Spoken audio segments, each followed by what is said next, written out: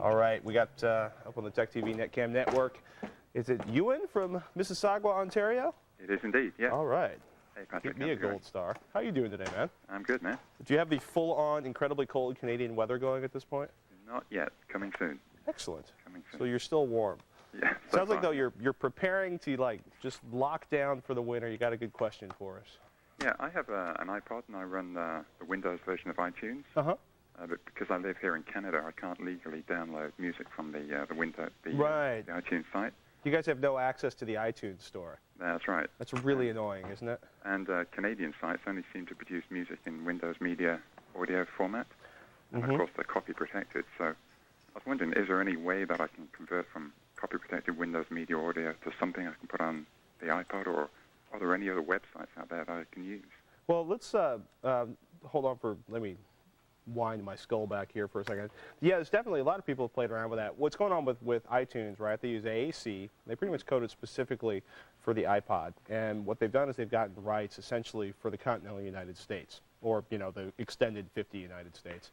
The issue, though, right, it's funny, I've heard of people getting around it by using, non-state specific, or getting a United States credit card so they could apply to iTunes. I'm not sure if that still works, if you actually have a U.S. account, if you can download in Canada. You know that you've basically, do you own a CD collection? Have you already converted it for use in the iPods? You've taken care of that? Yeah. Okay. Yeah. A couple things you can check out is if you look at this website, it's www.wma-mp3.com, and it's basically a whole website dedicated to converting WMA files to MP3s. It's a really good resource for you. WMA Workshop 2.0 Audio Conversion Wizard, all to MP3 converter. And you can experiment with those to see which ones you like. There's a great application, though. Actually, Roger was digging this out. I've used it on and off for years. And it's called DB Power Amp. And you go to dbpoweramp.com. And it's a really cool application. They have a bunch of great software applications, especially if you say you have an older MP3 player and it's not supported anymore. Like my old Rio Model 50. They have a ton of software support for that. Really great website, really cool free stuff. Plus, if you want to experiment with other codecs, can't do that and run it on the iPod, but it's great for playing around on your desktop system. But if you download the DB Power Amp music converter, it'll actually allow you to, it's pretty simple, you double click, you go, in this case, our desktop, and let's see if we have some MP3s in there. So we got some mini bosses, and we can select a bunch of stuff, and we'll click on open. And what it'll allow us to do is to choose which converter we want to use down there. In this case, we'll choose the lame MP3 converter because that's the one that's loaded on the system, and it'll go through and render those out. So we can put them in the same folder. You can save them in a new folder so you have a separate copy of all your music. And of course, up here, you have the ability to adjust the quality and the file size on that.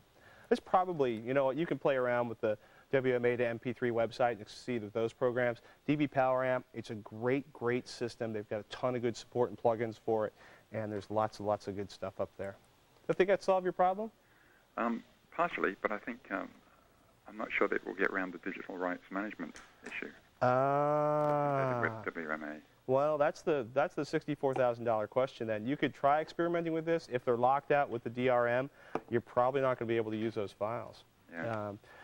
What you might want to do, and this is starting to get into that sort of dark gray, hackerish kind of area, or I should say crackerish kind of area, where you're basically going to have to crack the DRM on that.